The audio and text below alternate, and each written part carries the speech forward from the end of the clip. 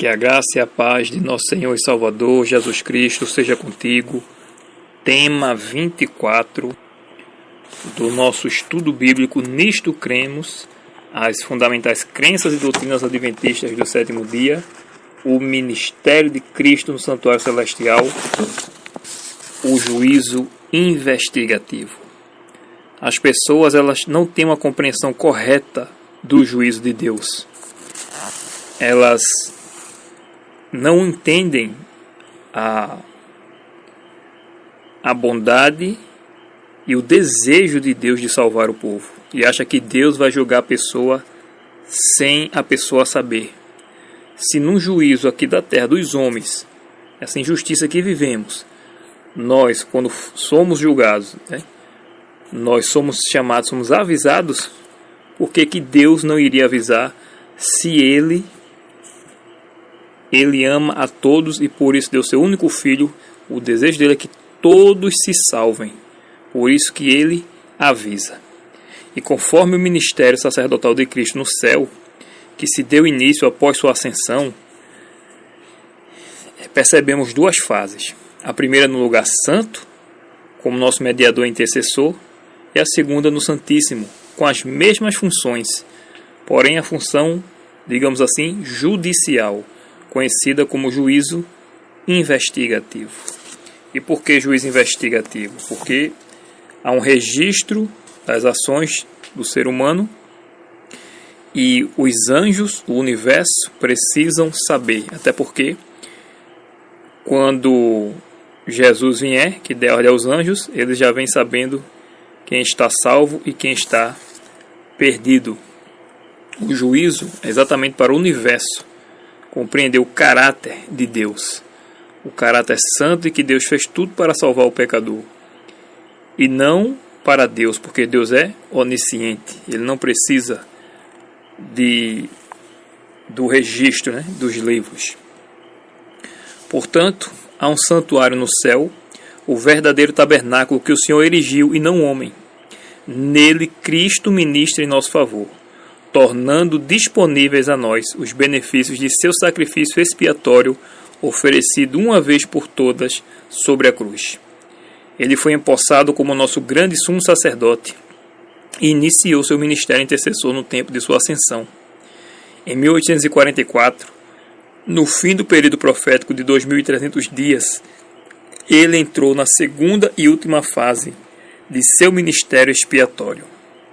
É uma obra de juízo investigativo que é parte da erradicação final de todo o pecado, tipificado pela purificação do antigo santuário hebraico no dia da expiação. Nesse ritual típico, o santuário era purificado com o sangue dos sacrifícios de animais, mas as coisas celestiais são purificadas com o perfeito sacrifício do sangue de Jesus. O juízo investigativo revela as mentes celestiais que dentre os mortos dormiu em Cristo e, por conseguinte, nele são considerados dignos de ter parte na primeira ressurreição. Esse juízo, portanto, revela quem dentre os mortos dormiu em Cristo, aquele que realmente dormiu salvo. O juízo também torna manifesto quem dentre os vivos tem permanecido em Cristo, guardando os mandamentos de Deus e a fé de Jesus, e nele, portanto, estão prontos para a transladação ao seu reino eterno, ou seja, serão arrebatados sem passar pela morte. Este julgamento vindica a justiça de Deus em salvar os que creem em Jesus. Declara que aqueles que têm permanecido leais a Deus receberão o reino. O término deste ministério de Cristo marcará o fim do período de teste da humanidade antes do segundo advento.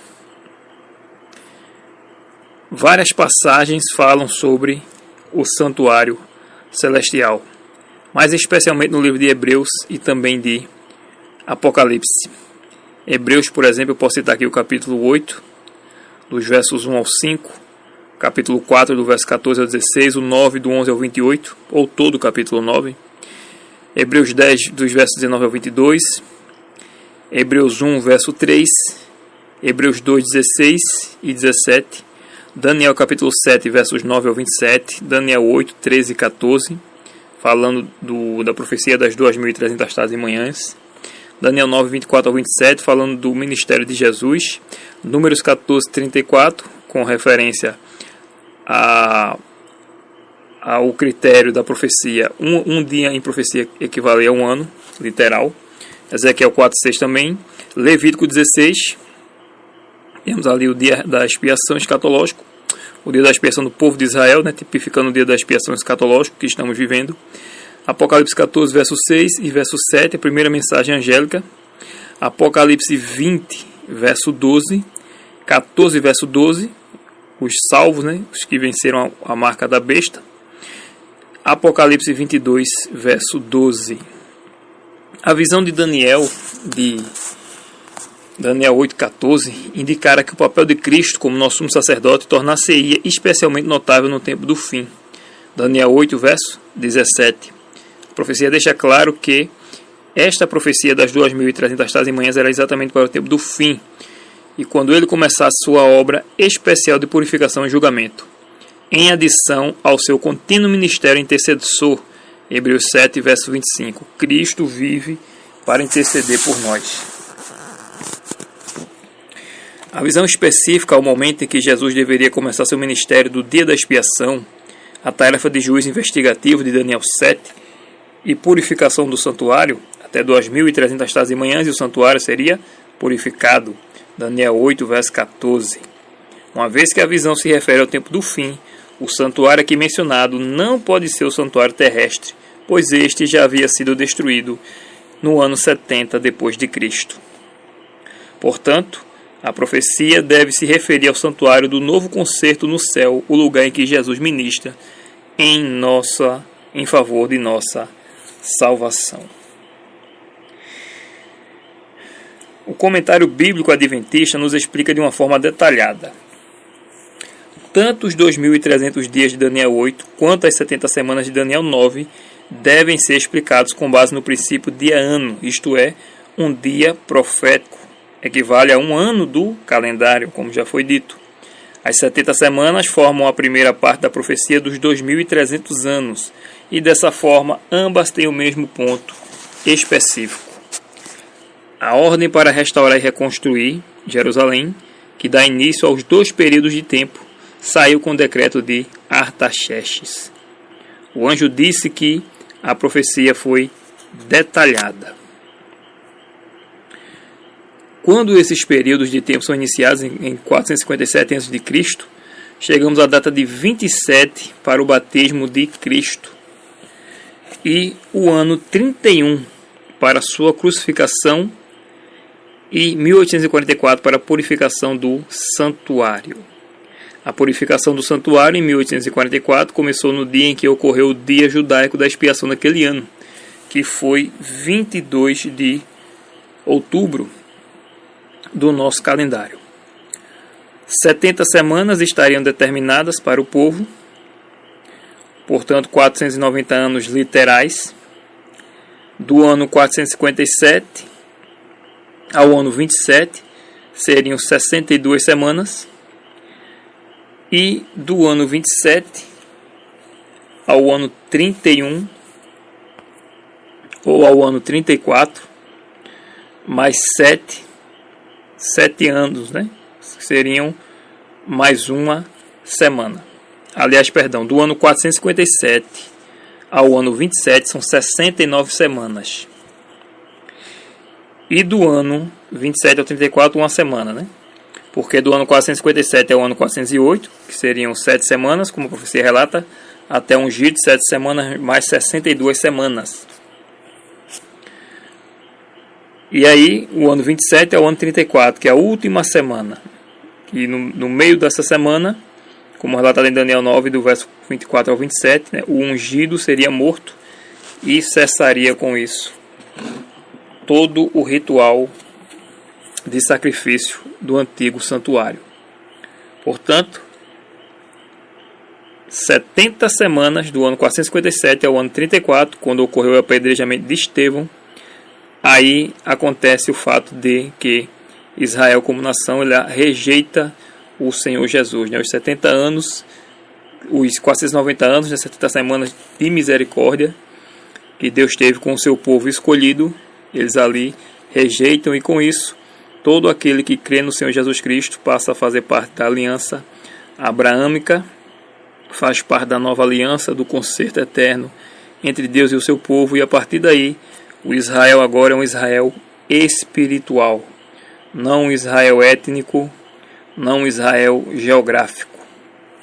Embora Deus não tenha rejeitado o seu povo, e eles têm a chance, obviamente, de arrependimento. E tanto é que quando Jesus voltar, após o milênio, a santa cidade, ou a capital da santa cidade, será exatamente ali na Nova Jerusalém, a Jerusalém reformada.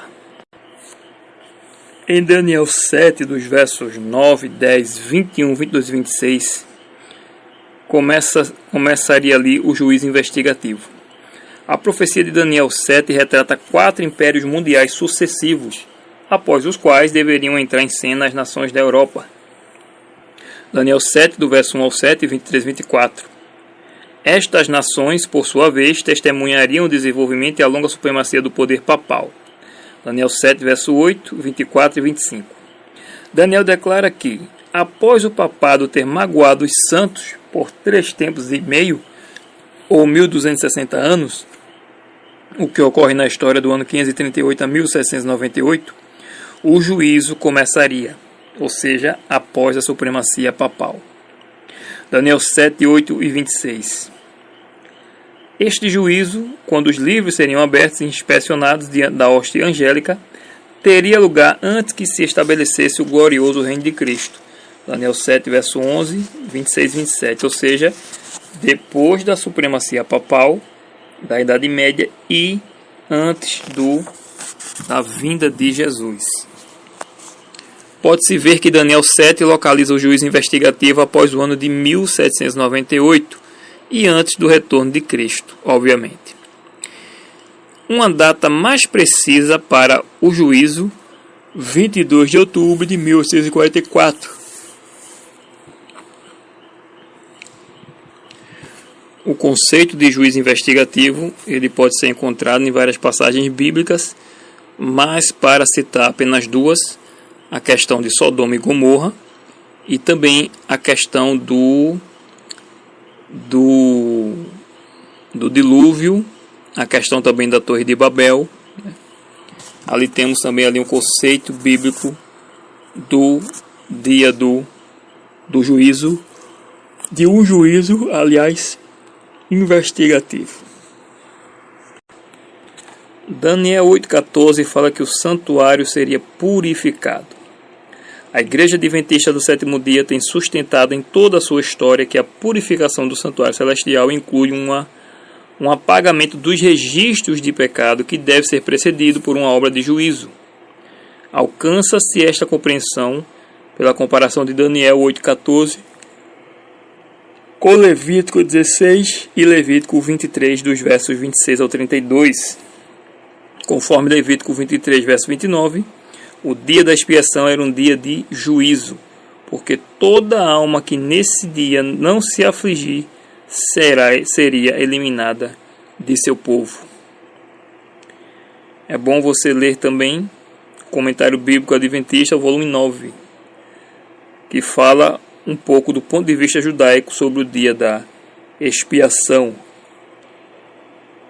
mais necessariamente nas páginas 62 e 63. Há também o registro dos pecados do professo povo de Deus, que deve ser tratado na purificação ou no julgamento que ocorre. Estamos no período do juízo investigativo. Jesus está com os livros abertos julgando os mortos em Cristo, investigando seus atos para demonstrar para todo o universo aqueles que merecem se salvar e aqueles que estão perdidos, pois os seres perfeitos não são oniscientes, não conhecem os nossos pensamentos, e Deus há de julgar até as intenções.